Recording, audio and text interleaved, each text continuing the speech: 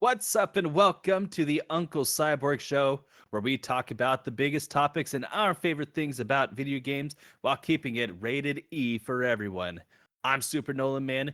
Joining me is Mafew, Hot Dog Eater, aka Matthew Daniels, Hello. and the TheHyruleKing, Bo Mitchell. Hey, And today we are talking about the most underrated games of all time. Everybody's got a hey. definition for it. None of them line up. But that's all right, because listing is just fun. If you disagree with our list, let us know in the comments below. And as always, with any of our ranked list, you guys, the audience, have a responsibility. We'll be each giving our top 3 for a total of 9, so that number 10 spot will be determined by just the highest voted comment in the comments section. So when others come to this video, they'll be looking for that top comment down below to find what the official Uncle Cyborg number 10 on the list is. We'll have some honorable mentions for you as we go, but let's get things kicked off. We're going to start with our numbers 9 through 7 spot. Matthew, would you like to kick us off? Sure. I said mine. All right. We were given our honorable mentions, so then we could know if anybody. Honorable mentions is later. Yeah, I know. I was Oh, I saying see, we were gotcha. given our honorable mentions, so then we'd know if we had You anything. just And I mentioned totally got this to it. one, and I made it my number 3. My number 3 is Final Fantasy 15. Hey. Nice. It's Good game. Yeah, it's really fun. It's one of my favorite Final Fantasies. Main complaint people have is that it's too actiony, and people complain about the story. And I would argue the game is actually really fun. The action is a nice change of pace from your traditional JRPG combat. Lets you do a lot of really cool stuff, and I think the story is good too. I was a big fan of like the kind of road trip with your friends type of thing. A lot of people's complaints were also focused around the end of the game. People thought it just kind of ended abruptly, and they had fixed that with I forget what the update was, but they pretty much it used to be Yeah, one of the DLCs. you went to Insomnia and then you immediately just fought the like the mini boss and then the final boss, and then now there's like an actual city to explore, and then they added 3 additional bosses that you can fight. So overall, I think, hey, it's not your traditional Final Fantasy, but I don't think that's necessarily a bad thing. I think it's really fun. I think it's too underrated.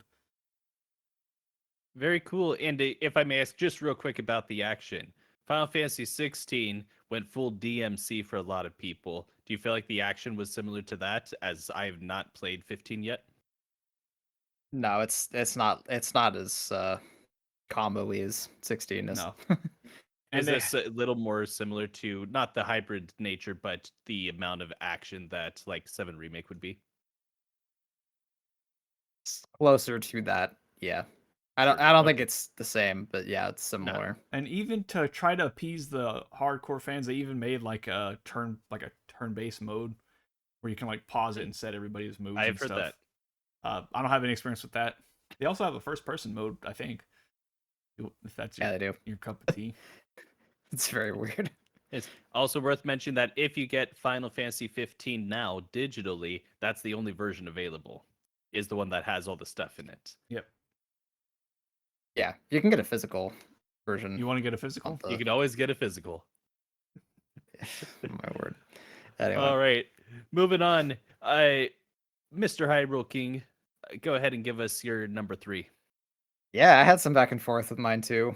I'll be mentioning what the one I had trouble with ranking was in my honorable mentions, but I decided to put in my number 3 is a game probably most people don't even know exists, and that is Shining Force on Sega Genesis. Okay. Yeah. When you mentioned Sega Genesis earlier, I thought that there was a chance this is where you were going.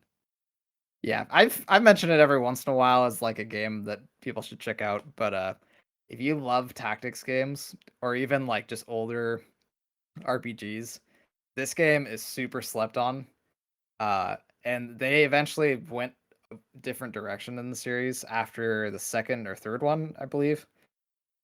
Uh, so you can't like the gameplay. You don't even really have this kind of gameplay out there anymore.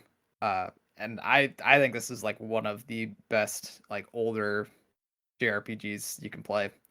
Story's really cool. Villains and music are super underrated.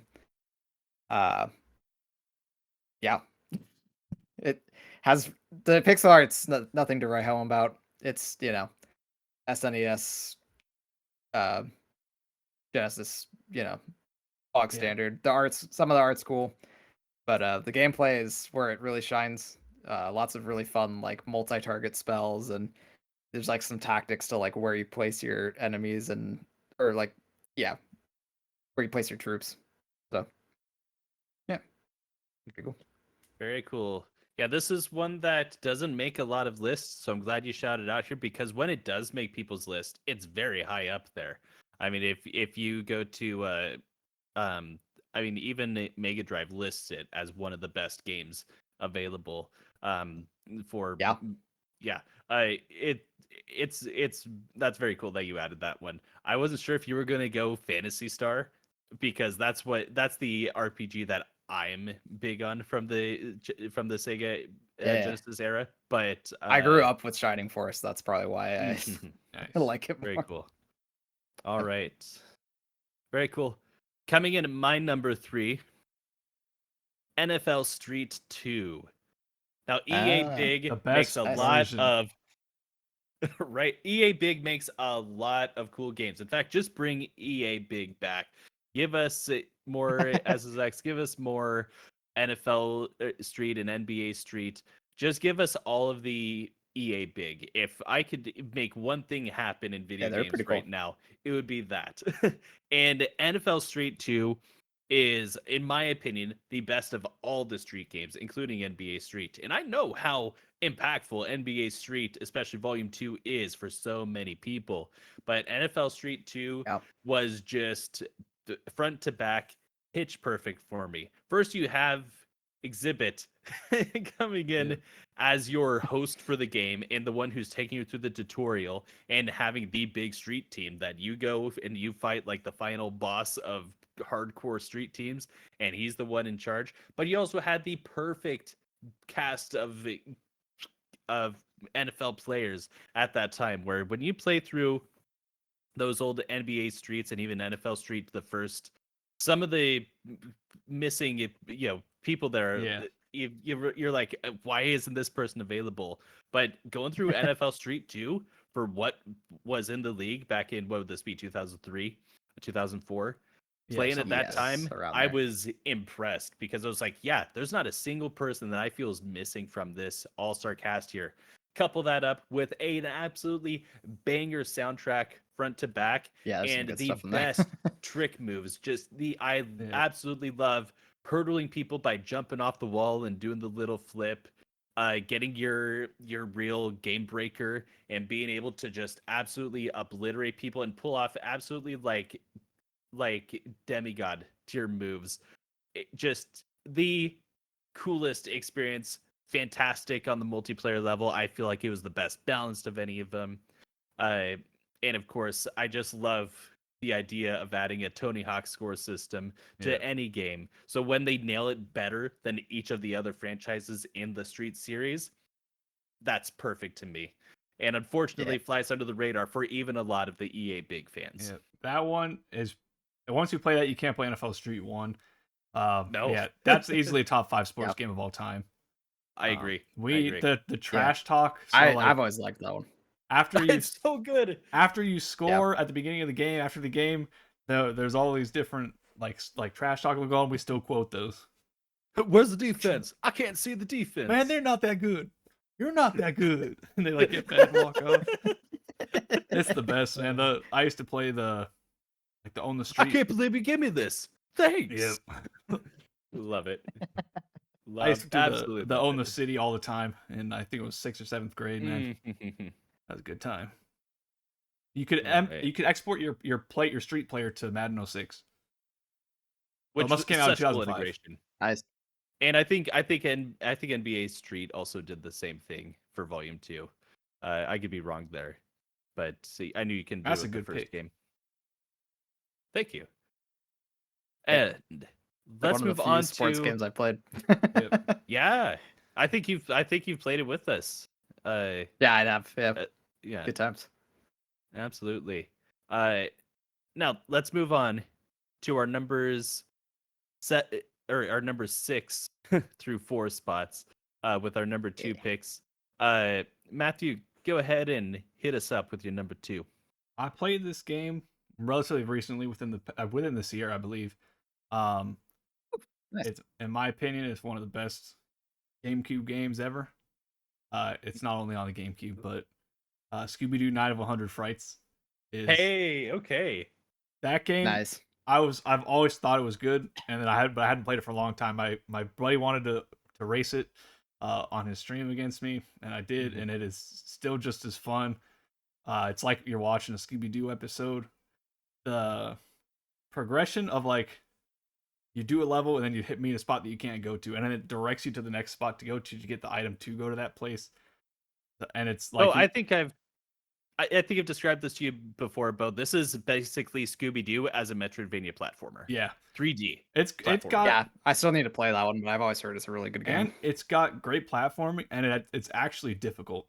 Like we had stopped it because we were like I think 5 or 6 hours in maybe, and we got to this part. It's like there's these ships and you gotta jump on the mast, and if you fall, you have to go all the way back to the beginning. And it was so frustrating for me. I could not get past it, so we just called it good and let my buddy win. But yeah, it's the Dark Souls of Scooby Doo games of platformers. I promise you. Yeah. No, I need to add to that as fun as the platforming is, the platformer has that THQ license game jank to it. Yeah. Even though this is, I would argue that this is THQ's best licensed platformer, because that's what THQ did, is they just turned everything into a platformer, especially there on the GBA, borderline shovelware. But this game is definitely something special. It's clear that you had a team there that cared about making a cool experience and had an idea for a game first, and then it thought this is a great pairing with Scooby Doo. It's just as funny. There's like laugh tracks. You'll do something stupid in the game, like you'll like put a lampshade on your head and hide from an enemy, and they'll walk by you, and it'll be like, like it's like a Scooby Doo episode. It's the best. Yeah, I love it. A shout out to the sound engineering for that game, the sound mixing in general. It always makes sense. It doesn't feel like it's getting old when you start running, and you do get that little bit of slippery running that you expect to see out of Scooby-Doo. It doesn't feel like you're being gypped out, but you're also getting that kind of sound that you get from Scooby-Doo running in place. It nailed it on all fronts. Love that game. All right. Nice. Mr. Bo Mitchell, what do you got for your number 2? Man, all right. So I was thinking about it. I have to change one of my honorable mentions up to number 2. I can't justify it. I was thinking about it. Open season. Ni no Kuni 1 is getting put in the slot number 2. Nice. I can't put it in honorable mentions. It's too good. Mm-hmm. And I was thinking about it as like, man, I'll when I get to the honorable mentions, I'll justify why I did that. You'll see. But yeah, man, what a great game. It was easily like at one point my number 1 RPG of all time. Mm-hmm.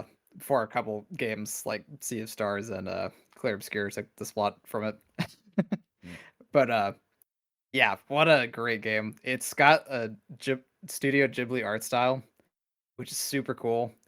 And the HD remake makes it look like just absolutely crisp. And the battle system is really neat. It's kind of like a mixture of Pokemon meets like some light action RPG and you can cast like spells too. So there's like a little bit of tactical in there. Pretty cool. And yeah, the story is surprisingly good. Like I remember the first time I played it, I was like, oh yeah, this is probably just gonna have, whatever kind of story. And it was like, no, they actually tried. Like yeah. This JRPG gets slept on so much. And it really shouldn't. Do they do the thing? Ni no Kuni 2, I really, really enjoyed. The like the Chinese place, I thought was like one of the coolest like places in all any video game I ever played. And then they started making you do all like the castle grind, and I never So that one, finished. they don't ever do any like side stuff Okay. that's like a big chunk of the game like that. Um, yeah, it's mostly, you have your pretty stereotypical like fetch quests Yeah. type missions, or like, oh, you have to fight this enemy. He has an item or whatever. It's- Um, that's probably the weakest part of the game, but it's also not very much of the game. Yeah. Most of it is, yeah, So going this to would probably areas be the and one to fighting play monsters and doing the between the story. two. Oh yeah. Anytime I ever talk to people about Ni no Kuni, I always say 2 is cool, but if you like good games, play 1. Yeah. I tried so hard. That game it was really fun. It had a lot of character, but I'm not gonna. Yeah, you should Your try 1. grinding is not a mechanic. Okay, that is not a thing you've just put in the game to like make your game. All right. Sinking I will in say that. that this Somebody game has has not played the grinding. Legacy of Goku. Yeah, but that's at least fun to a degree. Yeah. This I will say, degree, like, if you're it's very doing apt. everything in this game, it does have grinding. For the most part, like main pathing it, there's not really grinding. Yeah. So, but it's a JRPG. I'm already I playing mean, your game. I already bought it, man. You don't gotta. Why are you forcing me to stay there? Yeah. Also, shout outs to Drippy, one of the best JRPG characters ever. Nice. That's other Pretty than what's his name? Can't remember. Yeah. Barry. I like this. Barry. I like yeah. this.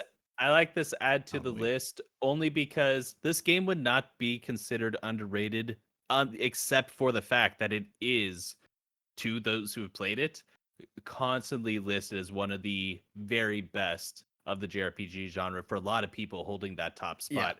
And I think the It's reason that underrated this when gets you slept compare it to on, like other JRPGs. Yeah. yeah, A lot of people will put other like Final Fantasy, or they'll put like Dragon's Quest, or well, stuff most Ni no people Kuni know just about. doesn't have the pedigree that you expect from it. I mean, it's coming from Level 5 as the developer, who is that's the Professor Layton studio. That's Yeah, what they they made do. Professor Layton and Yokai Watch. And I think even on the Yokai Watch, I think they just assisted with it. Yeah, they might have. I don't fully remember with that one. But I mean, outside that's like what, like if you want to go way back to the PS2, they did Dark Cloud. So Yeah, and then it's I and still then have it's never published played. I've by heard that one's good too. and then it's published by Never played Bandai it. Namco, which I think is like the final nail in the coffin for if you want to bury an RPG. Yeah. I made it.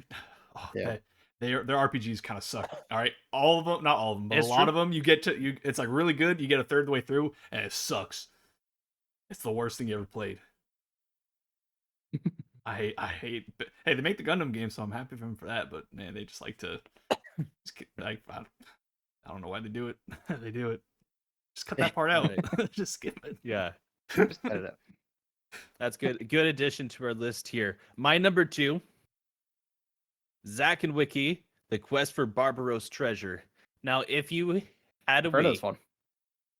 Ryan used you to love had this to game, look man. out for shovelware, because it was all over the place. Yes, you did. And if you're going to have a point and click puzzle adventure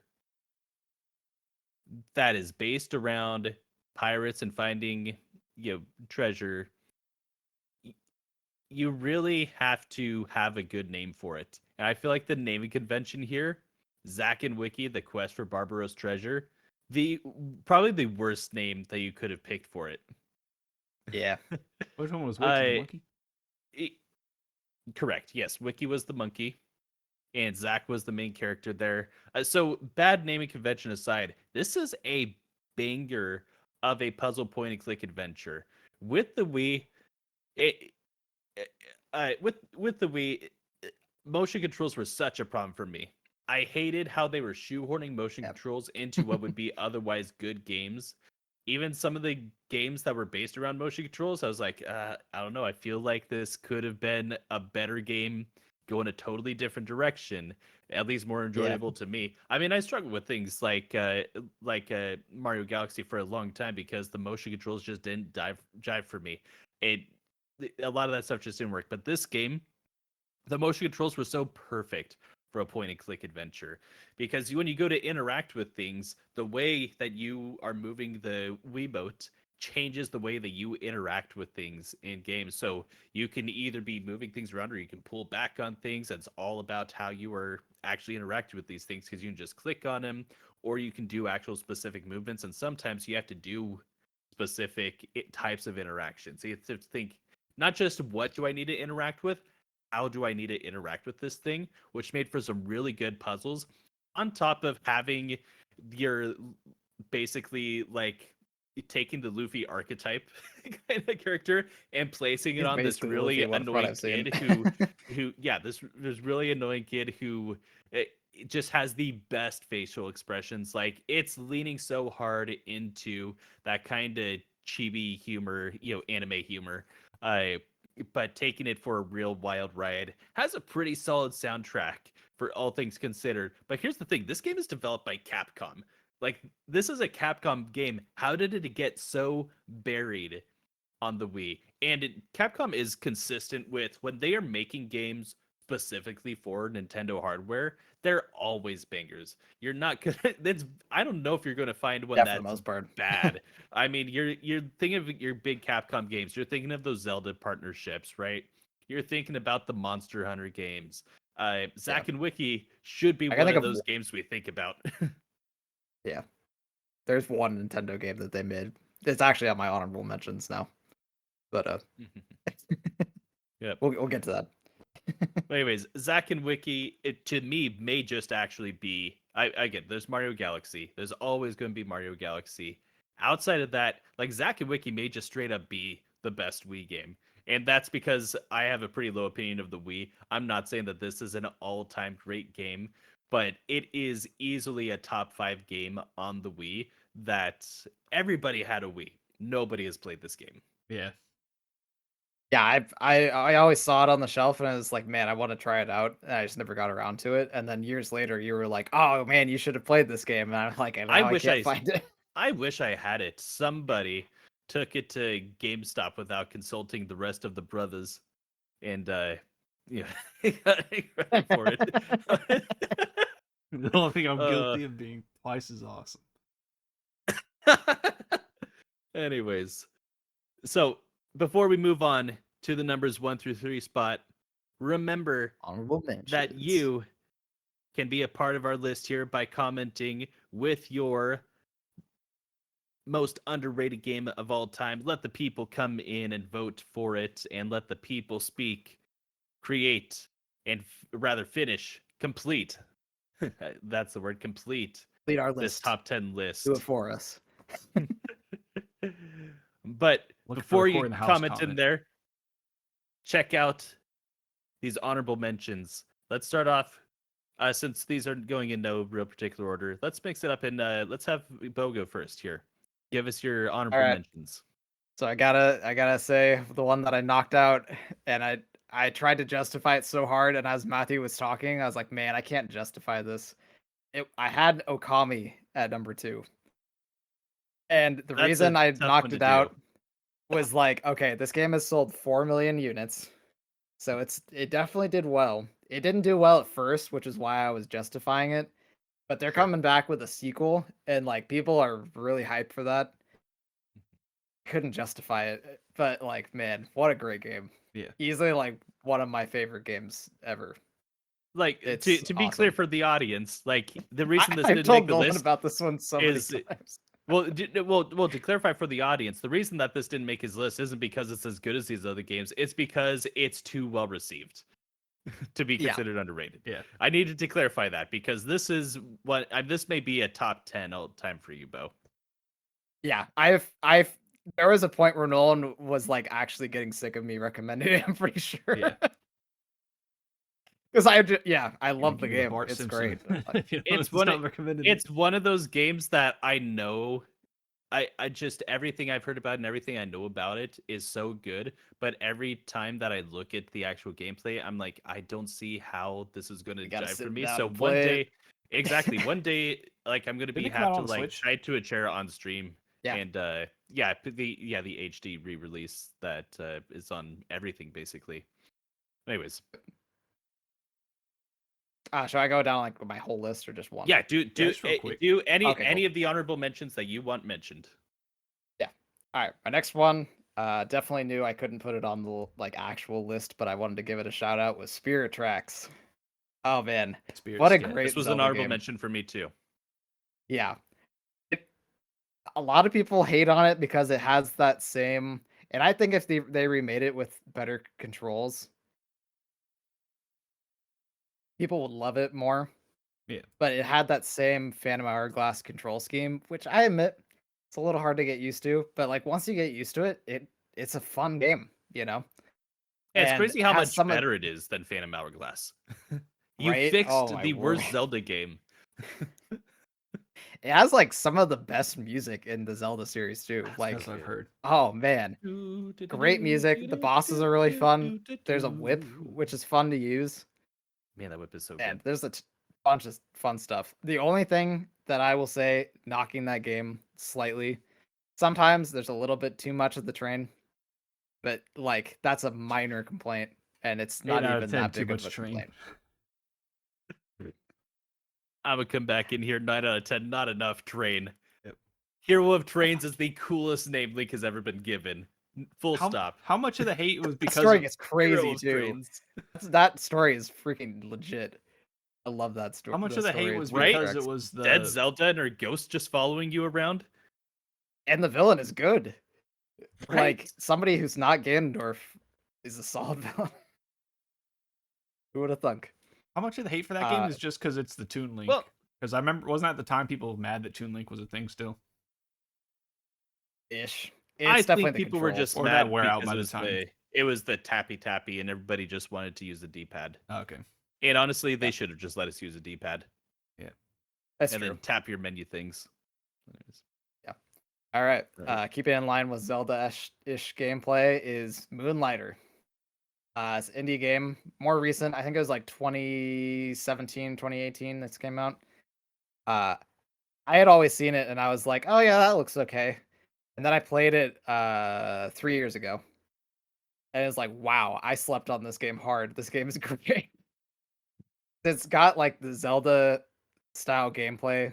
And you get like weapons and you can use various weapons and in like a dungeon setting and you're trying to get to the end of the dungeons. And as you're beating like bosses, you're getting equipment that you can sell in your shop, which actually is a lot of fun because there's a lot of really cool mechanics. Like you'll have people who try to shoplift from you. You can like gouge people for prices and they'll get mad and storm off and tell other people not to shop at your store. Nice. A lot of really cool stuff like that. And they're making a sequel. And I'm really hyped about it. Nice.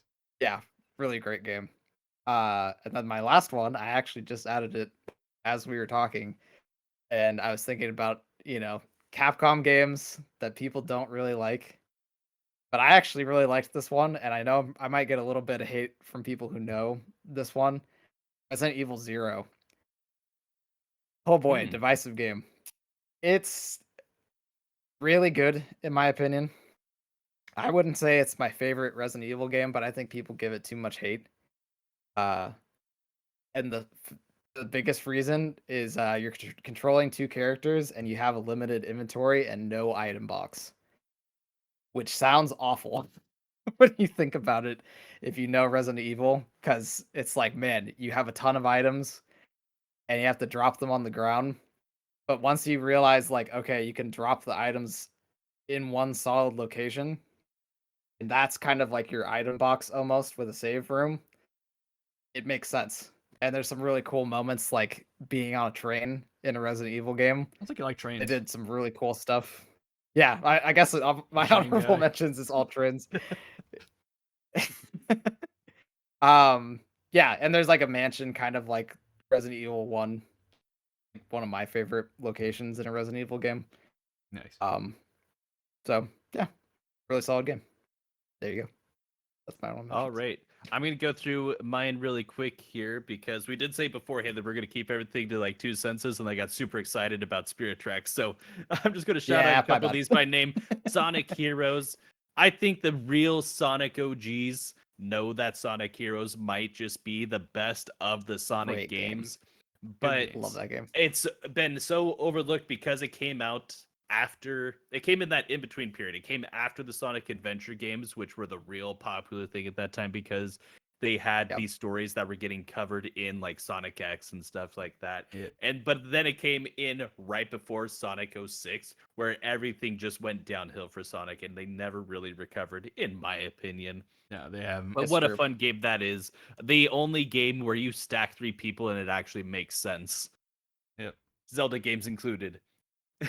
Also wanted to toss in here Metroid Dread, and Yeah, because great game. it's one of those things where so many games got a boost in sales simply by virtue of being on the Switch, the soon becoming best-selling console of all time.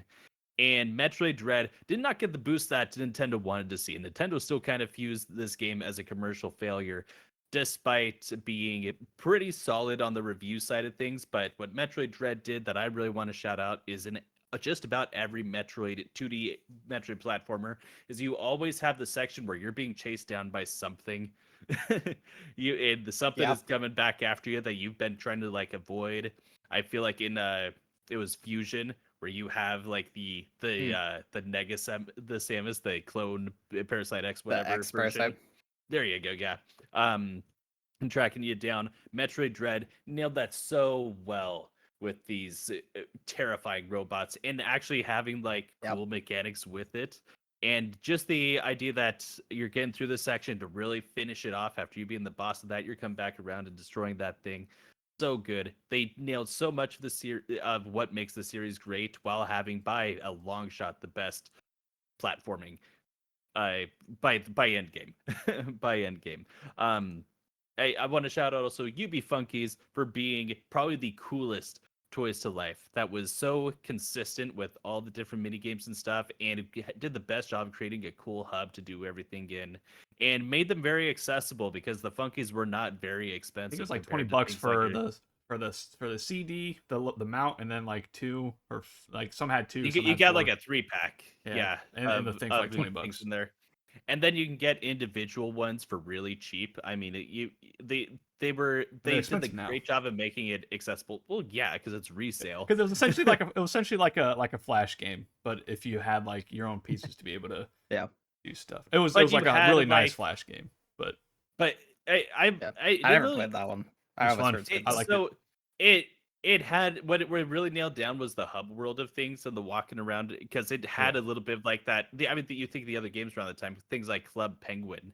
The fact that this came out around the same time, it might have even been a little bit before Club Penguin. It was definitely before Club Penguin was popular. It was still pretty. Even this game was pretty popular. I knew guys in elementary school playing it. But it's one of those long forgotten games, unfortunately, that does not get the credit it deserves for being the best of the Toys to Life. Emulation was Sorry, Skylanders and Activision. I have no idea. And then just going to shout out The Legend of Zelda: Cadence of Hyrule. Way to go, Nintendo, finally handing off the Zelda license to another studio again that is not at home Nintendo. And honestly, the what do you call them? The Goblins. Wow. The studio that does Crypt of the Necrodancer really had an inspired idea with this. Yeah, they really inspired idea with this game. That honestly, I feel like this game stands above some of the other Nintendo-made Zelda games. 2 of them in particular. You can guess which ones they are. And then finally want to shout out Dragon Quest Builders for being such a fun, story-driven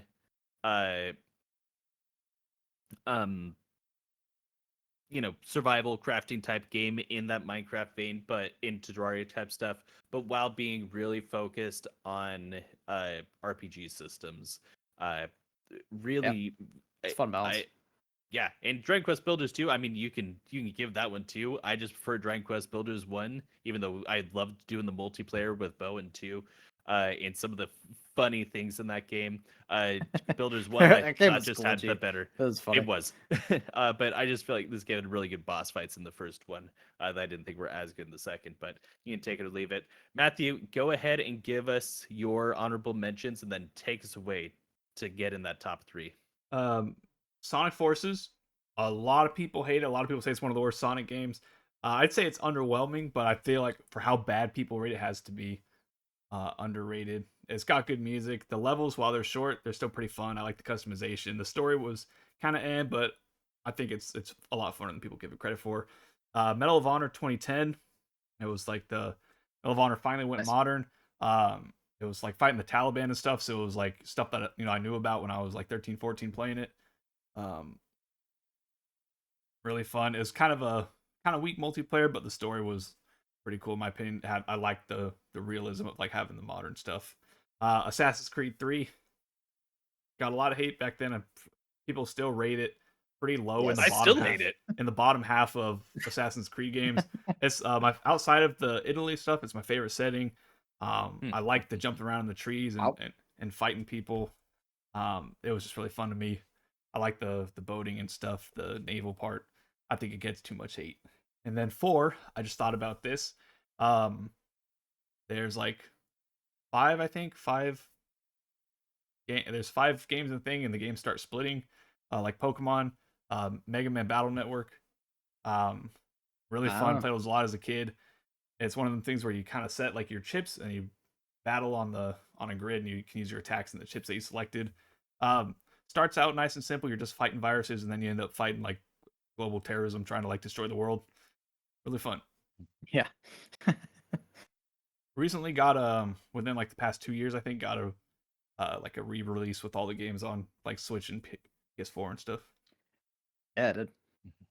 All right, and that'll take me into my number 1 underrated game. All right.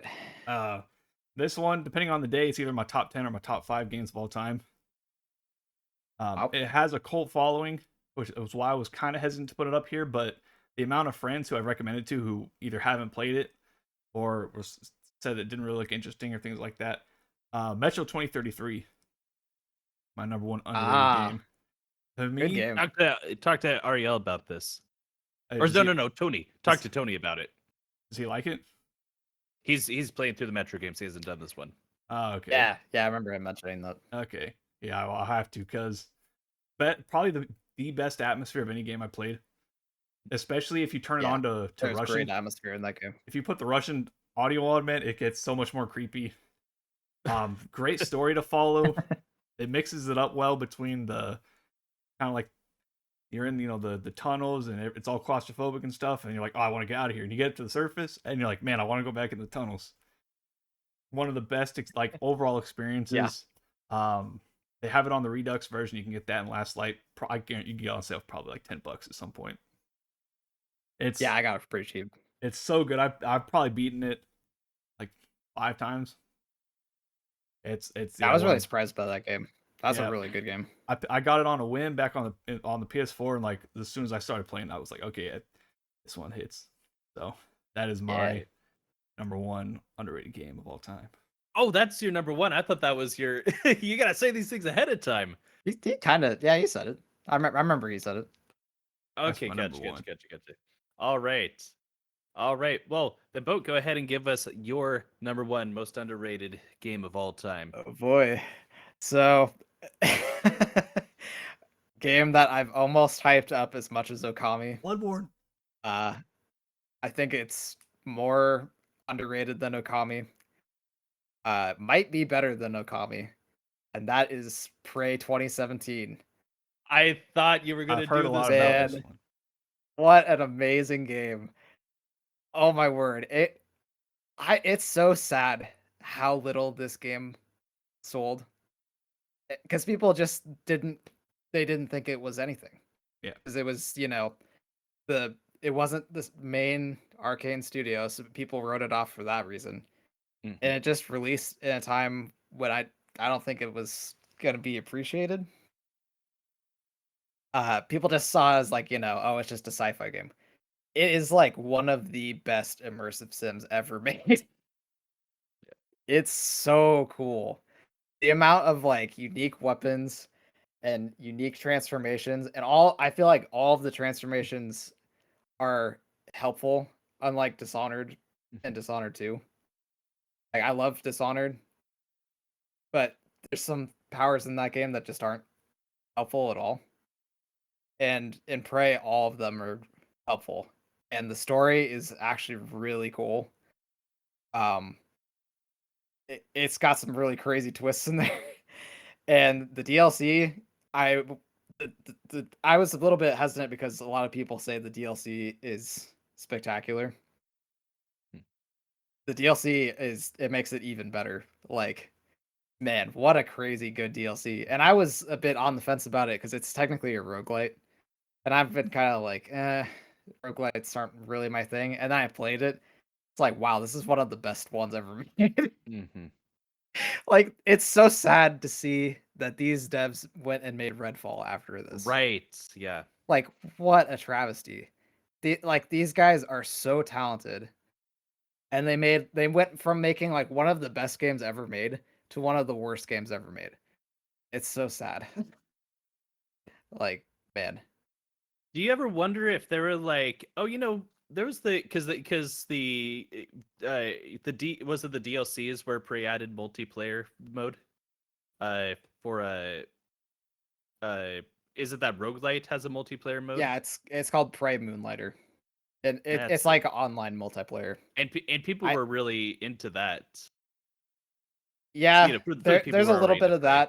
that. Um there was definitely some behind the scenes like management pushing them to go towards Redfall. Oh, for Redfall, yeah, it's true.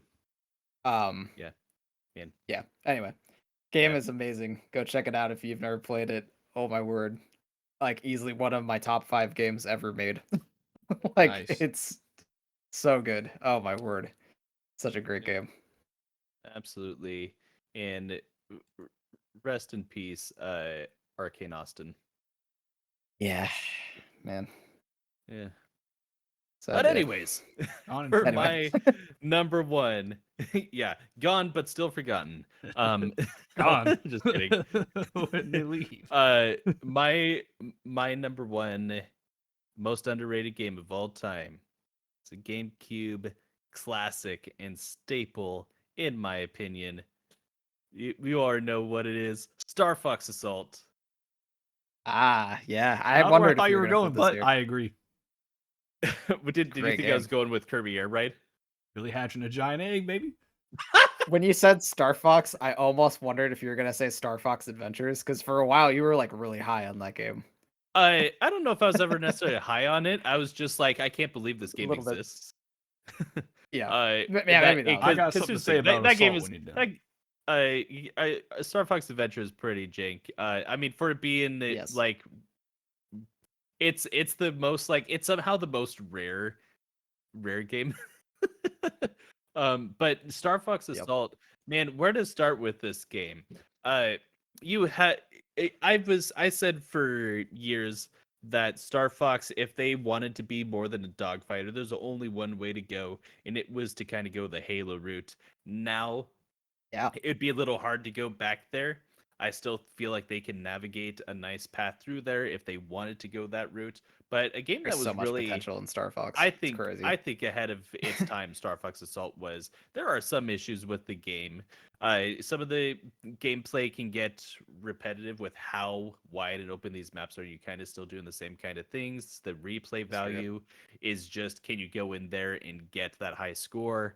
Uh, I feel like even there in 2004, they really could have done a little bit to kind of mix things up when you get in there. The story is a bunch of nothing. Yeah. Although That gameplay is just hearing buttery smooth though. I Tough love the time selling gameplay. it Uh, here, pal. but what is fantastic about this game is that it nails it in the vibes and making these characters, like, as Yeah. goofy as they are, you took them seriously. I mean, Pigma from the very beginning, when you find out that he's kind of like merged with the Aperoids, um you're looking at Pigma, you're like, wow, like I remember seeing stuff for Beyond Good and Evil back in the day, and then Oh yeah. somehow I got it mixed with Star Fox Assault when I was, I don't know, 10 or whatever, however old I was when this game came out. Uh, having the similar character designs and stuff like that. But where this game really sings above everything else was the multiplayer aspect. Really, again, ahead of its time, in my opinion. I love when games give you options of what to do, and that's how I know this is not Nintendo made. And Yeah. this was developed by Namco, of all people. And if you know what games Namco was Crazy. creating at the time, it kind of makes sense a little bit for this, but I feel like it's better than anything else that Namco was developing at that time while they still developed games. RIP, the developing arm of Namco. But going into this multiplayer, and you actually had these big sprawling maps. But one of the things about Star Fox having that Darkfighter route is you're always thinking about the vehicles and the things you're going to drop in. And you have all of these. You have your maps where you can just jump into. You have your X-wing, R-wing map, whatever it's called, that you're flying around in. You have your ones where you can hop into your tank-like thing. But where I really enjoyed this game the most was coming in with these ridiculous, utterly ridiculous weapons that you can find on the map, where you've got basically like a guided missile launcher, and you can just be on one part of the map. You can just shoot all the way across, and somebody can be running away from you. They can be, if you have a map where you can be flying and shooting at the same time, because there are some maps where you can do that. You can like you can be dogfighting with someone who's on the ground because they've got the missile launcher with them, or as we would just do sniper rifles only and going out to some of these big sprawling areas like Cornea City or going out into the desert. And if anything, the only problem is that these maps were almost too big for only 4 players. They were massive. But at the They are same pretty time, man, it was so cool. It was so cool. We've never seen anything like that again in a Nintendo game, and I want that back so bad.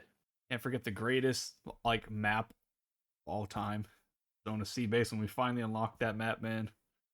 The little elevator And the progression, yes. Oh man, throwing stuff in it and then having it blow up when it comes out. Hey, Switch Online. Maybe we'll get that one and we can play it. Oh, pretty cool. I would absolutely. They need to remake that game. That. If that game came out now with just adjust it for the amount of players, the maps still hold up. I think you might have to tweak it a little bit, but like especially like the base. Yeah, those maps are really good. The base map where it's kind of like 4 quadrants. I feel like that could be really good for like a free for all.